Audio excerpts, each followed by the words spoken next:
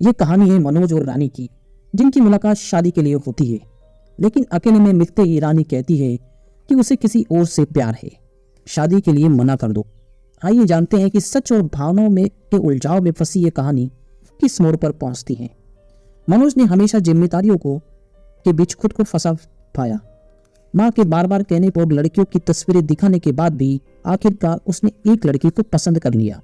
लड़की देखने का दिन आया और सब कुछ ठीक था, लेकिन जब मनोज और रानी के बीच अकेले में बात हुई तब रानी ने सच बोलते हुए कहा, मैं किसी और से प्यार करती हूँ। यह सुनना चौंकाने वाला था। रानी ने उससे कहा कि वो शादी के लिए मना कर दे। उसकी मासूमियत और सच्चाई से मनोज प्रभावित हुआ। उसका एकदम सीधा बोलना और तीखे तेवरों ने मनोज को प्यार हो गया। रानी को विश्वास था कि वो वही करेगा जो वो कहेगी, लेकिन कहानी यहीं खत्म नहीं हुई। कुछ दिनों बाद फिर रानी का फोन मनोज के पास आया। उसने कहा, आप मेरी एक और मदद करेंगे? मैं अपने बॉयफ्रेंड से मिलकर उसे समझाना चाहती हूँ। प्लीज आप उसके सामने ये कहिए कि शादी के लिए मना मैंने किया था, आपने नहीं। मनोज ने सोचा, ये क्या, मेरा क्या लेना देना, पर रानी में कुछ था ऐसा जो उसकी हर बात मानने को मन करता था। उस दिन के बाद भी वो उसके बारे में ही सोच रहा था, इसलिए उससे मिलने के लिए उसने हाँ कह दिया। वो रानी और उसके बॉयफ्रेंड से मिला। रानी ने ना मनोज को बोले दिया, ना उसके बॉयफ्रेंड को, खुद ही समझा लिया और बातें क्लियर कर दी। रानी वहां से चली गई।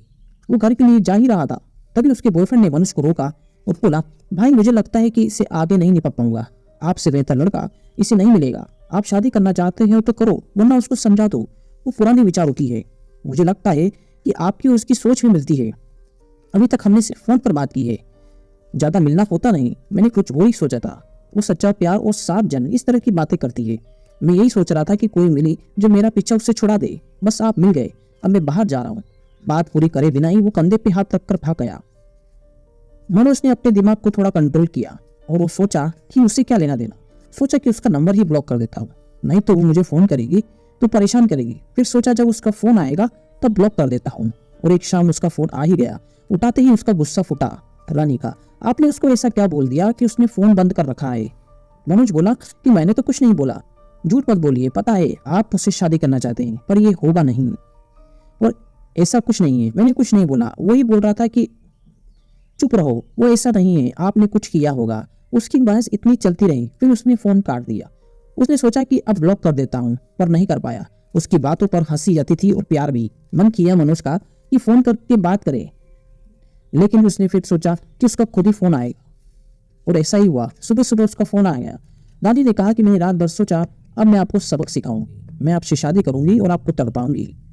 उसकी बात सुन मनोज को जोर से हंसी आ गई। रानी बोलती, आप हंस क्यों रहे हो? जब आप पर बीतेगी तभी तो आपको पता चलेगा। मनोज बोला, लेकिन मैं तुमसे शादी करूंगा क्यों? इस बात पर वो रोने लगी। बोली, हाँ सही बात है, आप फिर क्यों करोगे? कभी तो मुझ में ही है। पहले वो भाग गया और उसने रोते रोते ऐसे ही फोन काट दिया। कुछ दिनों में वो मनोज रानी से अटैच हो गया। उसने उसे समझाने के लिए फिर फोन किया, लेकिन रानी ने उठाया नहीं।